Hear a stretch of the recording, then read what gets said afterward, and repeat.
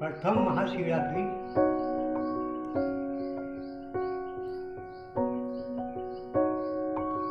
જગતમાં પ્રસિદ્ધ થઈ છે તે પોતે શિવ અગ્નિસ્તંભ રૂપમાં પ્રગટ થયા પછી શિવના નામ મુક્તિ નામ ધરાયું છે અને શિવરાત્રિ નો પ્રથમ લાભ કોણે લીધો છે એ આપણે દ્વારા એને જાણી લઈએ છીએ. પૂર્વ એક ધ્રુવ દળવા નામનો એક શિકારી અને લૂંટાળો બી કહેવાય છે કે ભીલ જાતિ હતો અને પોતાના પરિવારને શિકાર કરીને લૂંટફાટ કરીને એના પોતાના કુટુંબ પરિવારનું ભરણ પોષણ કરતા હતા. ઘણા સમયથી આવા રીતે એના પોતાના પરિવારને એ ઘર ગુજરાન ચલાવી પણ ભગવાનનું કરવું એવું હતું કે જ્યારે મહિનાની અંદર મહાશિવરાત્રિનો દિવસ આવ્યો અને એ દિવસની અંદર એને ઘરમાં અસ્ત્રી પરિવાર સાથે કંકાસ ચાલુ થઈ ગયું. પત્ની કંકાસ કરે રોજ તમે શિકાર કરવા જાઓ છો, ઘરમાં તમે ખાલી આવો છો, આ તમારા બચ્ચાઓ માતા પિતાઓ એક ટાઈમ ભૂખે રહે પણ બીજા ટાઈમે ભૂખે કેવી રીતના રહે, તો શિકાર કરીને લાવો તો એ કેવી રીતના જીવવાનું. તો આવું એમને કહેવાથી એ ગુરુ દ્રોહ નામના ભીલને દુઃખ લાગ્યું કે આજેથી હું શિકાર ના મળે તો પત્ની હું ઘરે ના આવું. આવું વિચારીને જંગલમાં ચાલ્યો ગયો.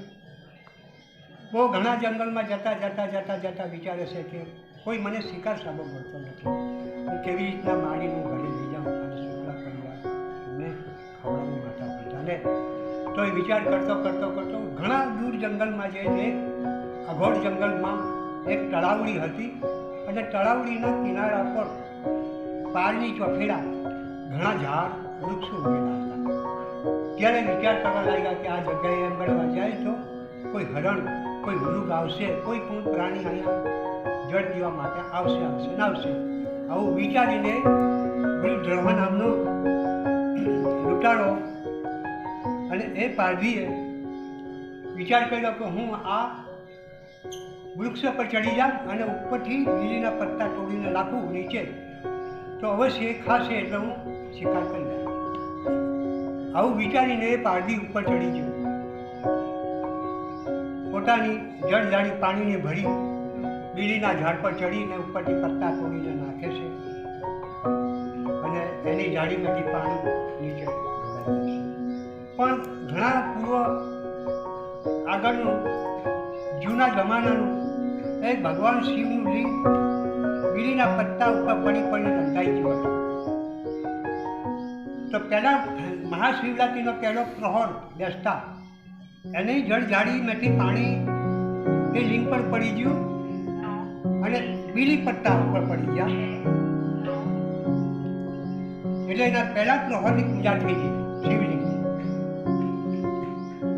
એ વિચાર કરતા પહેલો પ્રહર જતો રહ્યો, એનો પૂજા થઈ ગઈ. બીજો પ્રહર બેસતા એક મૃગી આવી. એ મૃગી વિચાર કરે છે કે આ પાણી વિશે અને ઘણા વૃક્ષો છે એના પત્તા હું ખાઈને ઘરે ચાલી જઈશ. તો એ મૃગી નીચે આવી અને બીડી પત્તા ખાવા લાગી. એટલે એ પારડી વિચાર કરે છે કે હવે મને શિકાર કરી લેવા દે. એટલે ધનુષ બાણ કાઢીને ટોપડામાંથી કાપડું કાઢતા ખકડાટ થયો એટલે મૃગલી જોવા લાગી તો ઉપર પારડી. ત્યારે એ પારડી એને જોઈ અને ખડખડાટ કાઢે કે તું મારા હવે પંજાબમાંથી સટકવાની નથી, હું તને જરૂર મારી.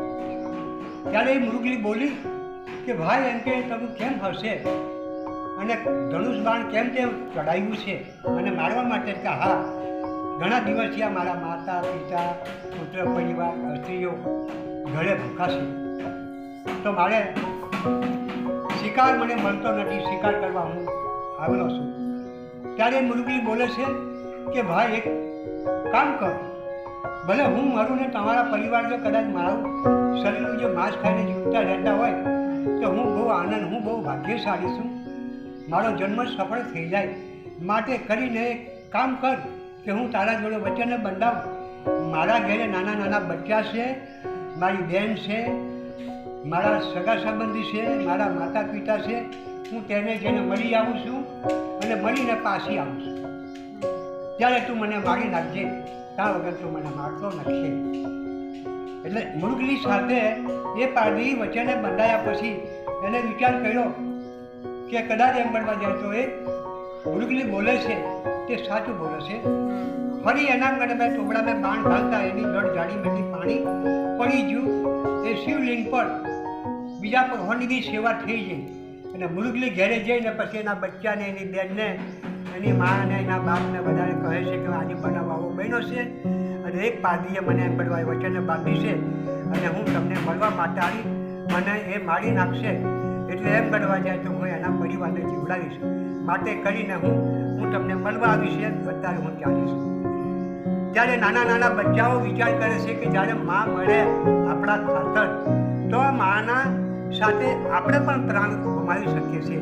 આવું વિચારીને એ પોતાની મા અને પોતાના બચ્ચા ફરી પાછા એ તલાવડી પર જ્યાં આજે પારધીને કહેવા લાગ્યા કે તમે હવે જે તમારી ઈચ્છા હોય એ તમે પૂરણ કરો અને અમને તમારે જે બી તમારે કરવું હોય તો કરી શકો. હું મારા પુત્ર સાથે અને હું મારા પરિવાર સાથે અત્યારે આવીશું. ત્યારે ત્રીજા પહોરની અંદર એંબળવા જતો રાત પૂરી થતાં ફરી બીલીના પત્તા એને તોડીને નીચે રાખેલા, તેની ઉપર એની નીચે રાખેલા, તેની ઉપર એની જળ જાડીમાંથી પાણી પડી ગયું. ત્રીજા પ્રહરની રાત એની પૂરી થઈ ગઈ. ચોથા પ્રહરની રાત બેસતા એ મૃગલીને એંબળવા જતા જ્યારે બાણ કાઢીને મારે છે ત્યારે એની જળ જાડીમાંથી પાણી એ લિંગ પર પડી ગયું અને એમ ગળવા જાય તો બાણ કાઢીને જ્યારે મારવાની ઈચ્છા કરે છે ત્યારે વિચાર કરે છે કે આ મૃગલી એના પોતાના પરિવારને લઈને જ્યારે એ પ્રાણને ડરતી નથી અને મને ઈચ્છાથી કહે છે કે મને માર, ત્યારે હું એમને કેવી રીતે મારી શકું? આજે એના નાના નાના બચ્ચા સાંભા ઉભા, એને હું મારી નાખીશ તો પછી એના બચ્ચા બી શું કરશે? ટકલશે. માટે કરીને હું આ પાપ, ઘોર પાપ નહીં કરી શકું. આવું કહેતા એ શિવલિંગની અંદરથી એક અવાજ થયો, ભયંકર અવાજ થયો. એ અવાજની સાથે ભયંકર એક શિવનું રૂપ પ્રકટ થયું અને એ રૂપે પછી દર્શન આપ્યા કે ધન્યવાદ ગુરુજનો, જે પારધી તું ધન્યવાદ છે, તારા કરેલા કઈ જન્મના પાપ એ હું આજથી ક્ષમા કરું છું.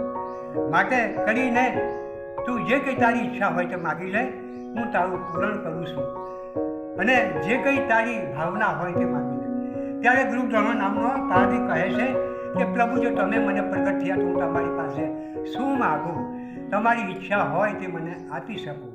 તે ગજા આ જન્મ તો ઠીક છે, પણ હવે પછીના જન્મની અંદર તું એમ કે દ્રોહ નામનો એક રાજા બનશે અને જ્યારે અયોધ્યાની અંદર રામ અવતાર થશે ત્યારે તારા જે પુત્ર પરિવાર, તારા ભક્તોને પાલન કરવા શ્રી રામચંદ્ર ભગવાન 14 વર્ષ વનમાં જશે. એ તારા નગરમાં પહેલી એની પધારણી થશે અને તેની સારી રીતના તું સેવા કરજે. જન્મ જન્મ તું પાપથી મુક્ત થશે અને તારું પરિવાર પાર થઈ જશે. ત્યારે મહાશિવરાત્રિનું પહેલું મહત્વ, પહેલો લાભ ધ્રુવ નામના એક પારધીએ લઈ લીધો હતો. મહાશિવરાત્રિ એને અંજાણમાં થતી હતી, અંજાણમાં શિવની પૂજા થતી હતી, છતાં બી એને મહત્વ આટલું મળ્યું છે. ત્યારે મહાશિવરાત્રિને જાણીને જે કરે છે, બીલીપત્ર ચડાવે છે, જળ ચડાવે છે, પુષ્પો ચડાવે છે, ફળ ચડાવે છે, તો તેનું ફળ કેટલું? એટલે આ તો અંજાણમાં એની આ પૂજા થયેલી, તો પણ ભગવાન શિવલિંગમાંથી પ્રગટ થઈને એના દર્શન આપી અને એને ધન્યવાદ કર્યા, એના જન્મ જન્મના પાપને નિવારણ કર્યો. એટલે મહાશિવરાત્રિ અવશ્ય કરવી જરૂરી છે, કરવું જોઈએ. આપણા જન્મની અંદર કોઈ મતલબમાં આ લાભ મળી શકે એમ નથી, પણ કદાચ કોઈ સદગુરુ ભાગ્યેથી આપણાને મળ્યા, પાછલા જન્મના પુણ્ય અહીં પ્રગટેલા આગળ આવી ને સદગુરુ મળ્યા અને મહાશિવરાત્રિનું ઉદાહરણ કોઈ સંતના મુક્તિ સાંભળવા મળે તો એનું તમે પાલન કરજો અને ભવપાર તમે કરી હશો, એ પણ મારા સત્ય આશીર્વાદ છે. સનાગીરી 10 નામી, મુકામ આંબોલી, તાલુકા અંકલેશ્વર, જિલ્લા ભરૂચ. ગુરુ શિવગીરી મહારાજ. Phone number 9662298482. ભારત દેશ, રાજ્ય ગુજરાત. સદગુરુ